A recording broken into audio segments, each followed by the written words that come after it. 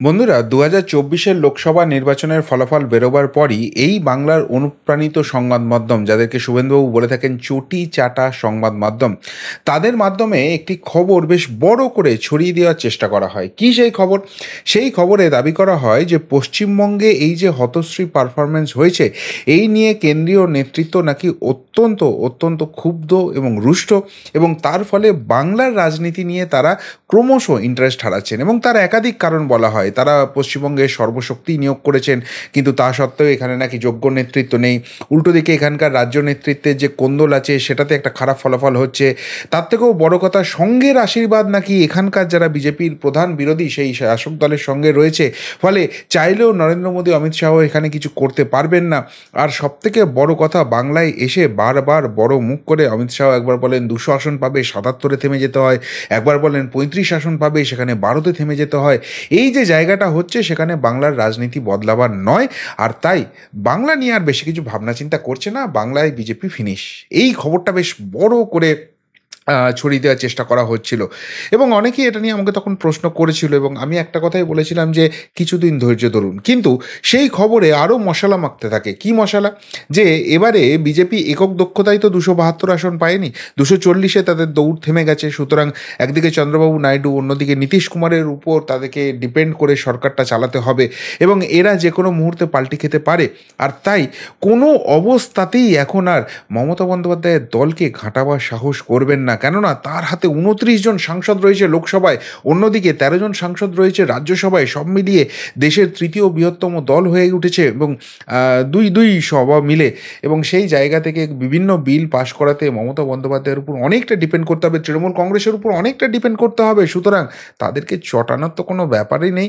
এবার বরং যে টাকা পয়সা আটকে রেখেছে, সেসব করে ভোটে উল্টো ফলাফল হয়েছে, সেই সমস্ত কিছু রিলিজ হয়ে যাবে, এবং শুভেন্দুবাবুদের রাজনৈতিক ভবিষ্যৎ গঙ্গার জলে ভেসে যাবে।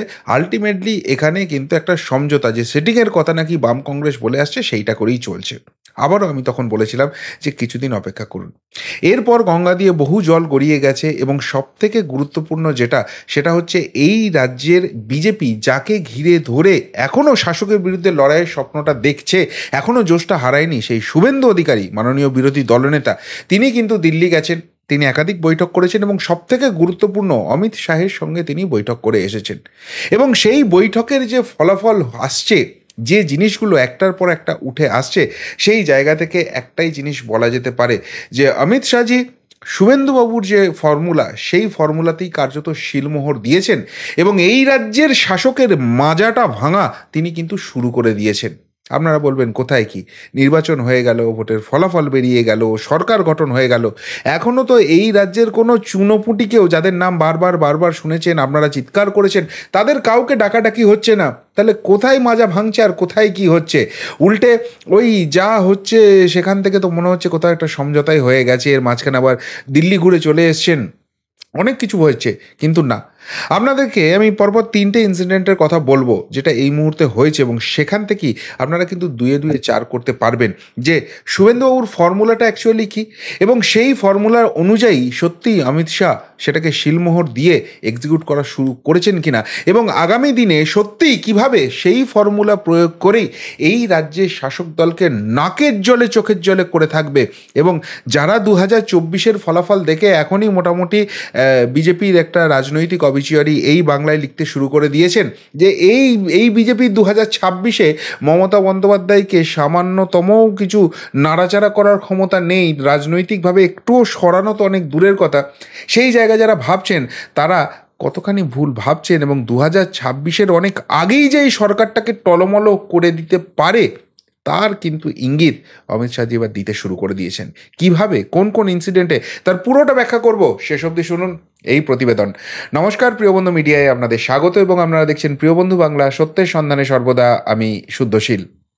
বন্ধুরা, আমি ৩টে ইনসিডেন্টের কথা আপনাদের বলবো, এবং শেষ যে ইনসিডেন্টটা, সেটা কিন্তু সবথেকে সিগনিফিক্যান্ট। যারা ওই অত্যন্ত হতাশার গ্রহে চলে গেছেন যে এই রাজ্যে সত্যিই কি নরেন্দ্র মোদী, অমিত শাহ কিছু ভাবনা চিন্তা করছেন, তারা আলটিমেটলি কোনো স্টেপ নেবেন, সেই স্টেপটা শুনলে আপনারা অবশ্যই সেটা বুঝতে পারবেন। কিন্তু তার আগের দুটো স্টেপ কিন্তু অত্যন্ত গুরুত্বপূর্ণ।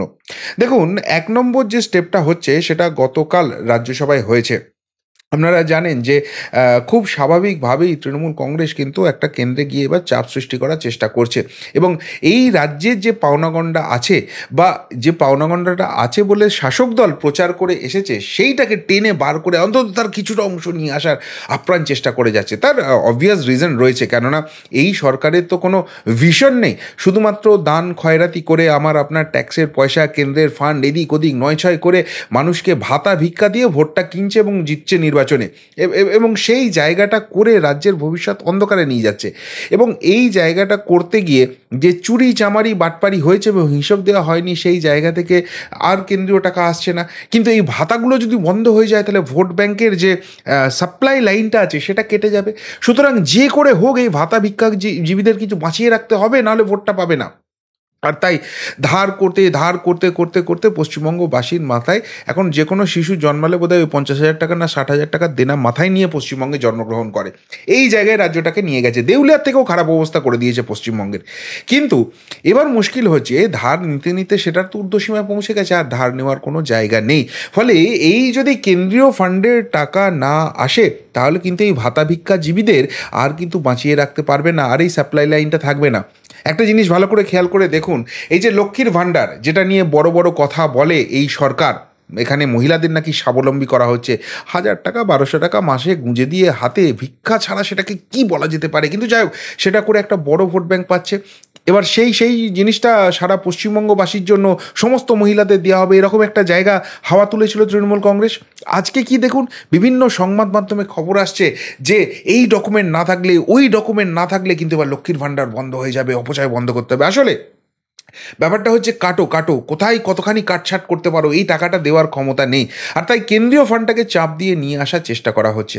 আর যেহেতু 272-এর গণ্ডি বিজেপির নেই, সুতরাং মনে করা হচ্ছে যে বিজেপিও একটু এবার তৃণমূলকে বেশি ঘাঁটাবে না, একটা কোথাও গোপন সমঝোতা হবে, এই টাকাটা যদি দিয়ে দেয় তৃণমূলের সাপোর্টটা পেয়ে যাবে, সরকারটা 5 বছর চলবে। না, একদমই ভুল। গতকাল রাজ্যসভায় তৃণমূলের সাংসদ সাকেত গোখলে আবার এক বহিরাগত গুজরাটের মানুষ পশ্চিমবঙ্গের টিকিটে রাজ্যসভায় পাঠিয়েছে। পশ্চিমবঙ্গের জন্য যে কী উন্নতি করছে সেটা তৃণমূল কংগ্রেসই বলতে পারবে। যাই হোক, সেটা তাদের ব্যাপার, তাদের হাতে ক্ষমতা পশ্চিমবঙ্গের মানুষ দিয়েছে, তারা অপব্যবহার করবে, এটা তো খুব স্বাভাবিক ব্যাপার। তো তিনি প্রশ্ন তুলেছিলেন যে বাংলায় এই কেরালার বন্যা হয়েছে, বাংলায় কিছু হয়নি কিন্তু কেরালায় বন্যা হয়েছে, বাংলাকে কেন ফান্ড দিচ্ছে না, এইসব নিয়ে চেপে ধরার চেষ্টা করেছেন অমিত শাহজি। বলতে উঠে তিনি প্রথমেই বলেছেন যে 2014 থেকে 2024 সাল অবধি পশ্চিমবঙ্গকে 6,244 কোটি টাকা পশ্চিমবঙ্গকে কিন্তু মঞ্জুর করেছে কেন্দ্র।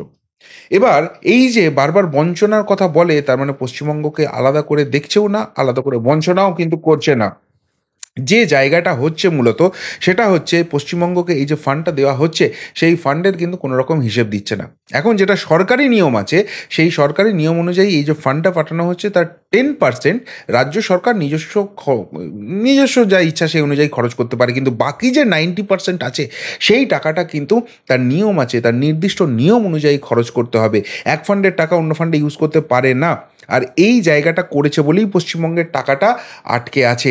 আর এই জায়গাটাই কিন্তু সবার সামনে তুলে ধরলেন এবং সেই জায়গায় কিন্তু সাকেত গোখলে তখন চুপ করে গেছে, আর কিন্তু কোনো কথা বলার জায়গায় নেই। অর্থাৎ পশ্চিমবঙ্গকে যে বঞ্চনা করা হচ্ছে এই দাবিটাও যেরকম ভুল, কেন্দ্র টাকা দিচ্ছে না এই দাবিটাও ভুল। অন্যদিকে অমিত শাহ এটাও স্পষ্ট করে দিলেন, এই যে টাকাটা আমরা আটকে রেখেছিলাম এটা তো পাবলিকের টাকা, এটা নয়ছয় করতে দেওয়া যায় না। এখন পশ্চিমবঙ্গ আস্তে আস্তে শোধরাচ্ছে, হিসেব পাঠাচ্ছে এবং সেই জন্য এই টাকাটার একটা বড় অংশ কিন্তু ইতিমধ্যেই আমরা পাঠিয়ে দিয়েছি। যে টাকাটা আটকে আছে তার হিসেব দেয়নি এবং সেটা শুধুমাত্র ওই বিপর্যয় মোকাবিলার জন্য।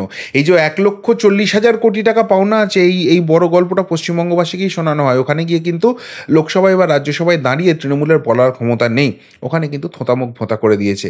এবার দেখুন, এখানে যদি গোপন সমঝোতা থাকতো তো অমিত শাহ বলতেন যে হ্যাঁ ঠিক আছে বাবা, আমি তোমার টাকাটা বাকি আছে, আচ্ছা আমার ভুল হয়েছে আমি পাঠিয়ে দিচ্ছি, বা ভুল হয়েছেও বলার দরকার নেই, ঠিক আছে আমি দেখে নিচ্ছি, এটা পাঠিয়ে দেবো। তা কিন্তু নয়।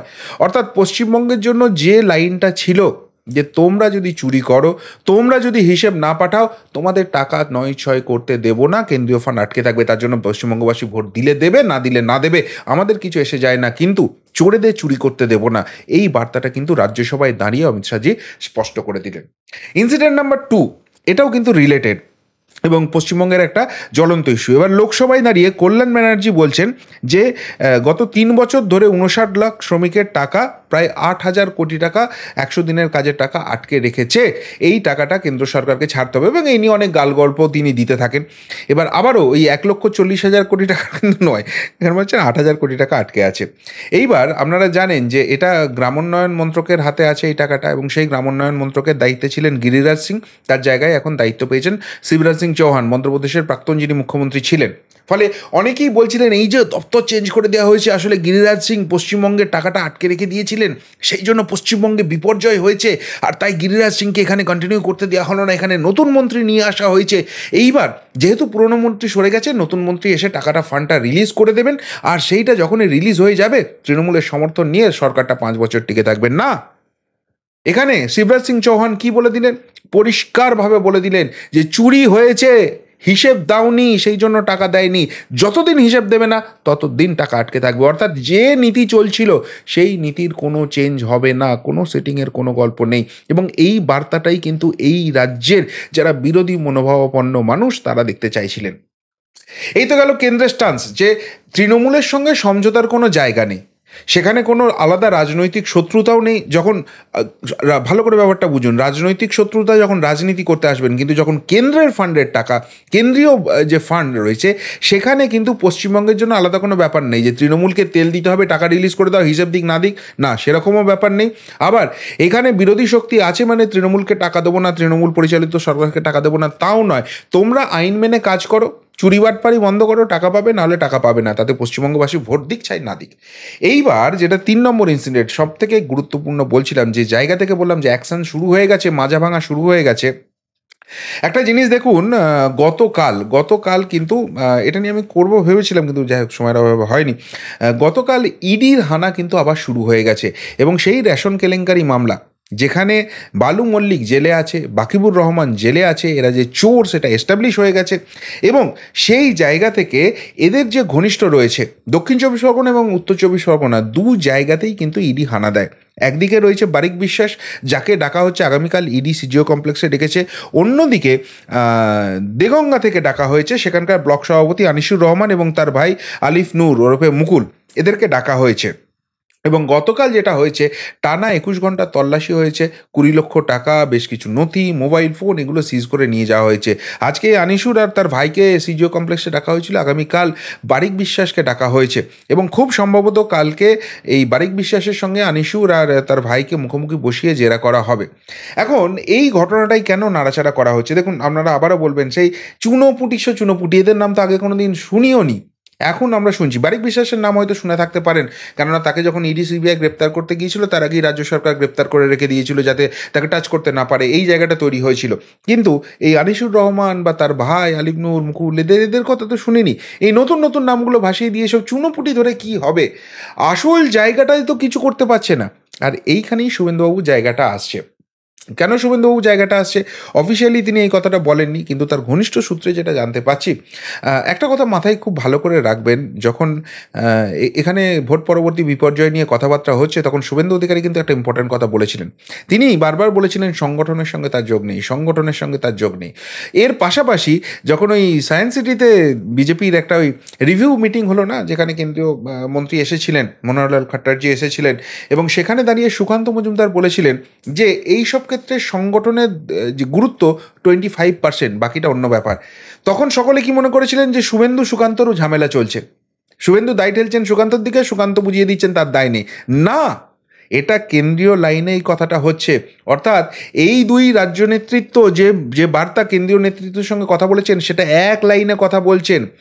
এই রাজ্যে নির্বাচন জিততে গেলে সংগঠনের একটা গুরুত্ব অবশ্যই আছে, কিন্তু সেটার মার্কস 25%। আসল খেলাটা কোথায় হয়? আসল খেলাটা হয় এই টাকা চুরিতে, এবং আসল খেলাটা হয় এই ভোট লুটেরাদের। এখন মুশকিল হচ্ছে, বড় মাথা, আপনারা অধৈর্য হচ্ছেন, আমরাও অধৈর্য হচ্ছি, আমরাও চাই কালকেই গ্রেপ্তার হোক, আজকে রাতে এখনই গ্রেপ্তার হোক, এদের জেলে পচুক, এদের তিহার জেলে গড়াগড়ি খাওয়া উচিত, এই লাইন থেকে সরে আসার কোনো জায়গা নেই। কিন্তু একটা কথা মাথায় রাখতে হবে, এদের যে কত কোটি কোটি কোটি কোটি কোটি টাকা আছে সেটা না আপনি জানেন না আমরা জানি, এবং এদের হাতে এত রাজনৈতিক ক্ষমতা আছে, এদের হাতে এত অর্থনৈতিক ক্ষমতা আছে, এরা দেশের শীর্ষ থেকে শীর্ষ যারা আইনজীবী আছেন তাদেরকে লাগাতে পারেন, এবং সেই আইনজীবীরা শুধু ফাঁক ফোকর খুঁজে যাচ্ছেন কিভাবে বাঁচানো হয়। এরা মুখে বলছে এইসব মামলায় কেন দেরি হচ্ছে, ইডি কেন চার্জশিট দিতে পারছে না, আর এরা একটার পর একটা মামলা করে সেই ফাঁক ফোকরগুলো গলে সেই মামলাগুলো দিয়ে এটাকে আটকাবার চেষ্টা করছেন মরিয়া। সুতরাং এদেরকে ধরতে সময় লাগবে, কিন্তু এদের মরিয়া চেষ্টাটা বলে দিচ্ছে এরা ধরা পড়বেই। এখন এরা যতদিন না ধরা পড়বে ওই মাথার জন্য ওয়েট করে বসে থেকে কোনো লাভ নেই। কি করতে হবে, এই যে চুনোপুটিগুলো আছে এই চুনোপুটিগুলোকে চেষ্টা করলেই এরা এত এত চুরি করেছে এবং এত ছড়িয়ে চুরি করেছে যে এদেরকে ধরা সম্ভব। সেটা এই বালু মল্লিক বলুন, পার্থ চ্যাটার্জি বলুন, কেষ্ট মোড়ল বলুন, মানিক ভট্টাচার্য বলুন, এদেরকে ধরার মাধ্যমে কিন্তু এস্টাবলিশ হয়ে গেছে। আর এদের যে পরের লাইনটা রয়েছে এই বাকিবুর ফাকিবুর, এদেরকেও ধরা যায় সেটাও কিন্তু এস্টাবলিশ হয়ে গেছে। এবার তারপরের যে লাইনটা আছে সেইগুলোকে ধরা হচ্ছে, অর্থাৎ যতদিন বড় মাথা পৌঁছানো হবে, ওটা তো একটা লাইন আছে, ওটাতে করা হবে, কিন্তু মাঠে ময়দানে নেমে এই টাকা ছড়িয়ে ভোট কেনা এবং ভোট লুটটা তো করে এই বাকিবুরের মতো লোকগুলো। এইগুলোকে শায়েস্তা করতে হবে, এইগুলোকে জেলে পুরতে হবে। আবারও বলছি, এটা শুভেন্দু অধিকারীর অফিসিয়াল স্টেটমেন্ট নয়, তার ঘনিষ্ঠ সূত্রে জানতে পেরেছি যে অমিত শাহজির সঙ্গে তার যে আলোচনা হয়েছে সেখানে এই যে ভোট লুটের ব্যাপারটা, এত কিছু এত কেন্দ্রীয় বাহিনী পাঠাবার পরও পশ্চিমবঙ্গে কেন ভোট লুট আটকানো গেল না, এটা নিয়ে নাকি দীর্ঘ আলোচনা হয়েছে, এবং সেখানে এইটা একটা পয়েন্ট ছিল। এখন সত্যিই যদি এই ভোট লুটেরা যারা যারা সাপ্লাই লাইন, যারা ভোটের দিন অ্যাকচুয়ালি কাজটা করে, একদম মানে দাঁড়িয়ে থেকে ভোটটা লুট করে, মানুষকে ভোট দিতে যেতে দেয় না, আর আরেকটা যে শিবির রয়েছে যারা এই ব্যবসার নামে শুধু তোলাবাজি করে, চুরি জোচ্চুরি বাটপারি করে, বিভিন্ন সরকারি ফান্ড থেকে ঝেড়ে দেয়, আর সেই টাকাটা আবার ঘুরিয়ে ভোটের কাজে ইউজ করা হয়, মানুষের পকেটে 500 টাকা 1000 টাকা গুঁজে দিয়ে ভোটটা কেনার কাজটা করে, তাদের ভোটের আগের রাত্রে মাংস এবং অন্য জাতীয় জিনিসগুলো সমস্ত পৌঁছে দেয়, তার খরচটা বিয়ার করে। এদেরকে যদি সাইজ করা যায়, এদেরকে যদি জেলে ঢুকিয়ে দেওয়া যায়, এদেরকে যদি ভোটের ময়দান থেকে আলাদা করে দেওয়া যায়, তাহলে কিন্তু ভোটে এই সংগঠন না থাকা সত্ত্বেও কিন্তু ভালো ফলাফল করা সম্ভব। এবং সেখানে বেশ কিছু উদাহরণ উঠে এসছে, যেমন ভবানীপুর এলাকা ধরুন, খোদ মুখ্যমন্ত্রীর এলাকা, সেখানে বিজেপির সংগঠনের শটাও নেই, পতাকা ধরার লোক নেই লিটারালি, কিন্তু সেখানে বিভিন্ন ওয়ার্ডে লিড এসছে। এরকম বহু এক্সাম্পল পশ্চিমবঙ্গে আছে। অর্থাৎ সংগঠন থাকলে তো সেটা পজিটিভ পয়েন্ট, বোনাস পয়েন্ট, কিন্তু সংগঠন না থাকলেই যে সেখানে জেতা যাবে না তা কিন্তু নয়। ভোটটাকে সুষ্ঠুভাবে করাতে হবে। এবার সুষ্ঠুভাবে মানে সেটা ফ্রন্ট রোড দিয়ে এতদিন করানোর চেষ্টা করা হয়েছে, কেন্দ্রীয় বাহিনী, নির্বাচন কমিশন, হেন তেন, কিন্তু সেটাতে ফ্রুটফুল রেজাল্ট হয়নি। যারা ভোট লুটেরা তারা এখানে মোটামুটি মাস্টার ডিগ্রি পিএইচডি করে বসে আছে।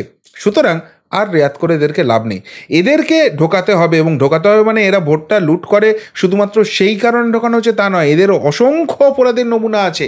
সুতরাং যতদিন না বড় মাথা পাওয়া যাচ্ছে ততদিন এই মালগুলোকে আস্তে আস্তে সান্টিং করো, আর সেই কাজটা কিন্তু শুরু হয়ে গেছে। আর এই কাজ যদি একবার শুরু হয়ে যায়, যদি এই লেভেলটা যারা অ্যাকচুয়ালি ভোটটা লুট করে এবং ভোটটা লুট করার জন্য যে টাকাটা লাগে, যেটা দিয়ে কনভিন্স করানো হয়, মানুষের পকেটে গুঁজে দেওয়া হয়, ওই 3টে মকে সাপ্লাই করার যে লাইনটা আছে সেইটাকে যদি কাট করে দেওয়া যায়, তাহলে কিন্তু অনেক খেলা চেঞ্জ হয়ে যেতে পারে। আর সেই জায়গাটাই শুরু হয়েছে। ফলে ইডির এই নতুন করে রেশন দুর্নীতিতে ঝাঁপিয়ে পড়া এবং এই যে খানা তল্লাশি চলছে, এটা কিন্তু একটা কি বলবো, ট্রেলার চলছে। কেননা আপনাদের মাথায় রাখতে হবে যে 2024 কাঙ্ক্ষিত ফলাফল পায়নি পশ্চিমবঙ্গে বিজেপি। এখন বড় অ্যাকশন নিতে গেলে, বড় কোনো কাউকে ধরতে গেলেও সেখানে কিন্তু উল্টো রিপার্কেশন আসতে পারে। সুতরাং এই ছোট ছোট চুনো মাছগুলোকে নিয়ে আগে দেখে নিচ্ছে, এরপর আস্তে আস্তে আস্তে কিন্তু উপর নিচে অনেক লেভেলে অনেক কিছু হবে।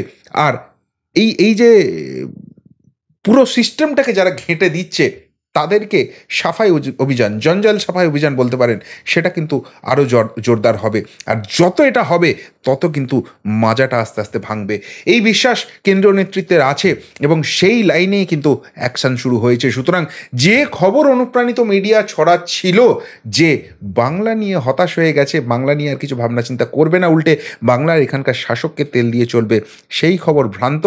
অমিত শাহ এখনও বাংলাকে পাখির চোখ করে রেখেছেন এবং সেই বাংলা জয়ের জন্য যা যা করার সেটা হবেই, এবং সেটা বিজেপি অন্তত ভোট লুটের রাজনীতি করবে না, গণতন্ত্র লুটের রাজনীতি করবে না, কিন্তু যারা গণতন্ত্র লুট করে তাদেরকে শায়েস্তা করে মানুষের ভোটে জিতে এসেই করবে, সেই লাইনটাই পাকড়ে চলছে। এবং 2026-এর লড়াই থেকে 1 ইঞ্চিও সরে আসার কোনো রকম কোনো জায়গা নেই, এই বার্তা কিন্তু ক্রমশ স্পষ্ট করে দিচ্ছে।